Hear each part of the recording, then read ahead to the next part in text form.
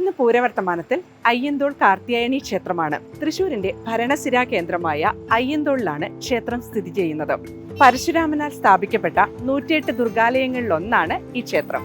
കൊച്ചിൻ ദേവസ്വം ബോർഡിന്റെ ഉടമസ്ഥതയിലാണ് ക്ഷേത്രം സ്ഥിതി ചെയ്യുന്നത്.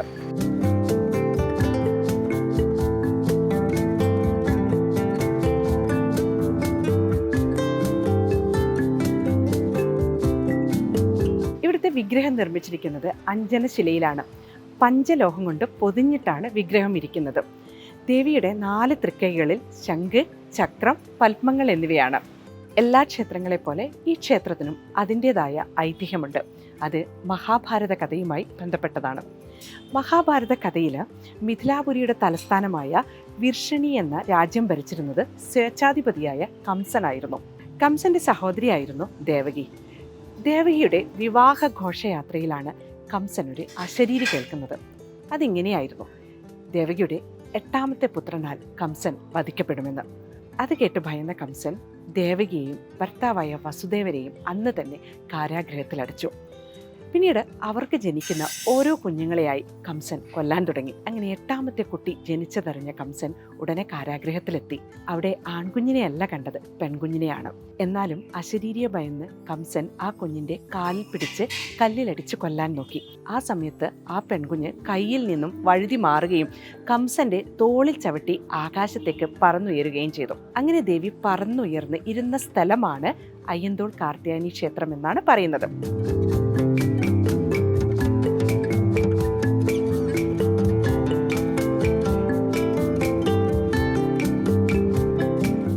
അയ്യന്തോൾ എന്ന പേര് വന്നതിന് പിന്നിലും ഈ കഥ തന്നെയാണ്. അയ്യൻ എന്ന് പറഞ്ഞാൽ അമ്മാവൻ, അമ്മാവന്റെ തോളിലിരുന്നു. അങ്ങനെയാണ് അയ്യന്തോൾ എന്ന പേരുണ്ടായത്.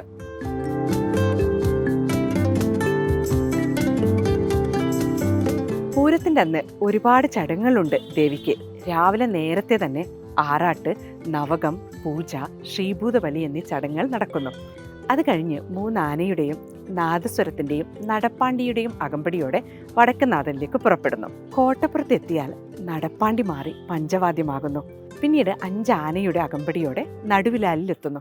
നടുവിലാലിൽ നിന്ന് പാണ്ടിമേളത്തിന്റെയും 13 ആനകളുടെ അകമ്പടിയോടെയും ശ്രീമൂല സ്ഥാനത്തെത്തുന്നു. മേളം കലാശിച്ച് ഉള്ളിൽ കയറി വടക്കുനാഥന് പ്രദക്ഷിണം വയ്ക്കുന്നു. പിന്നീട് കൊമ്പുപറ്റ്, കുഴൽപ്പറ്റ് എന്നിവയ്ക്ക് ശേഷം തെക്കേ ഗോപുര വഴി സ്വരാജ് റൗണ്ടിലെത്തി തിരിച്ച് അയ്യന്തോളിലേക്ക് വരുന്നു. രാത്രി പഞ്ചവാദ്യത്തോടെയാണ് എഴുന്നള്ളിപ്പ്. പിറ്റേന്ന് ആറാട്ട് കഴിഞ്ഞിട്ടാണ് അയ്യന്തോളിലേക്ക് തിരിച്ചു വരുന്നത്. ഇവിടെ ഉപപ്രതിഷ്ഠയായിട്ടുള്ളത് ഗണപതിയാണ്. പിന്നെ ദേവിയുടെ വിശേഷ ദിവസങ്ങൾ എന്ന് പറയുന്നത് നവരാത്രി, തൃക്കാർത്തിക, പ്രതിഷ്ഠാദിനം, അതുപോലെ തന്നെ ശിവരാത്രി ദിവസം വടക്കുനാഥനിലേക്കുള്ള എഴുന്നള്ളിപ്പ്, മകം എന്നിവയാണ്.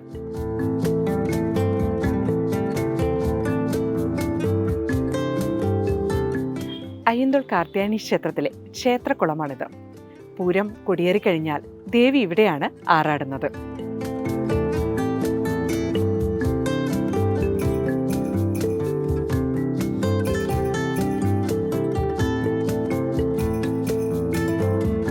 അയ്യന്തോൾ കാർത്യായനി ക്ഷേത്ര കമ്മിറ്റി സെക്രട്ടറി കണ്ണനാണ് നമ്മോടൊപ്പം ഉള്ളത്. എവിടെ വരെയായി പൂരത്തിൻ്റെ ഒരുക്കങ്ങൾ? പൂരത്തിൻ്റെ ഒരുക്കങ്ങൾ ഇവിടെ പൂരം കൊടിയേറി കഴിഞ്ഞാൽ പിന്നെ എല്ലാ ദിവസവും ഇവിടുന്ന് പറപ്പുറപ്പാടുണ്ട്. അപ്പോൾ ഈ പ്രദേശത്തുള്ള എല്ലാ സ്ഥലങ്ങളിലും ഭഗവതിയുടെ പറയെടുപ്പ് നടക്കുന്ന സമയമാണ്. അപ്പോൾ ഇന്ന് ഇവിടുന്ന് പുല്ലഴി പ്രദേശത്തേക്കാണ്. പുല്ലഴി, പുതുർക്കര, പിന്നെ നമ്മുടെ തിരിച്ച് അയ്യന്തോൾ വഴി രാത്രിയാവും ഇവിടെ ദേവി എത്താൻ വേണ്ടിയിട്ട്. ഇങ്ങനെയാണ് നമുക്ക് എല്ലാ ദിവസവും നമുക്കിവിടെ പറയുണ്ട്. അതേപോലെ എന്നും കാലത്ത് ക്ഷേത്രക്കുളത്തിൽ ആറാട്ടുണ്ട്. അതിനുശേഷം ആറാട്ടിന് ഇവിടെ ഒരു ചെറിയൊരു മേളത്തോട് കൂടിയിട്ടുള്ളതാണ് ആറാട്ടൊക്കെ നടക്കുന്നത്. അതിനുശേഷമാണ് ദേവി പറയെടുപ്പിന് വേണ്ടിയിട്ട് പുറത്തേക്ക് പോകുന്നത്. പൂരം കൊടിയേറി കഴിഞ്ഞാൽ മാത്രമാണോ ആറാട്ടുള്ളത്? അല്ലാതെ എല്ലാ ദിവസവും ആറാട്ടില്ല? ഇല്ല, ഇവിടെ പൂരം കൊടിയേറി കഴിഞ്ഞാൽ മാത്രമാണ് ക്ഷേത്രത്തിലെ ആറാട്ട്. കുട്ടിക്കാലം തൊട്ട് ഈ ക്ഷേത്രം ഇങ്ങനെ കാണുന്നുണ്ട്. എന്തെങ്കിലും മാറ്റങ്ങൾ ഒരുപാട് വന്നിട്ടുണ്ട്? ഒരുപാട് മാറ്റങ്ങൾ വന്നിട്ടുണ്ട്.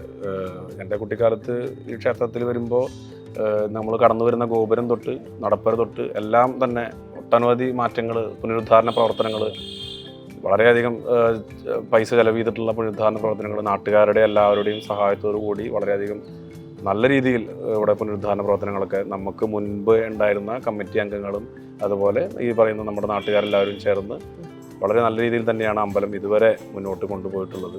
ഇപ്പോഴും ഇവിടെ പുനരുദ്ധാരണ പ്രവർത്തനങ്ങളൊക്കെ നടന്നുകൊണ്ടിരിക്കുന്നു. ക്ഷേത്രകുളത്തിൻ്റെ ഒരു ചുറ്റും കെട്ടുന്നതിന് വേണ്ടിയിട്ടുള്ള ഒരു ഒരുക്കങ്ങളൊക്കെ നടന്നുകൊണ്ടിരിക്കുന്നുണ്ട്. നാട്ടുകാരുടെ സഹകരണം കൊണ്ട് മാത്രമാണ് ഈ നിലയ്ക്ക് നമ്മുടെ ക്ഷേത്രം ഇത്രയും നല്ല ഒരു അഭിവൃദ്ധിയിൽ ഇങ്ങനെ നിൽക്കുന്നത്.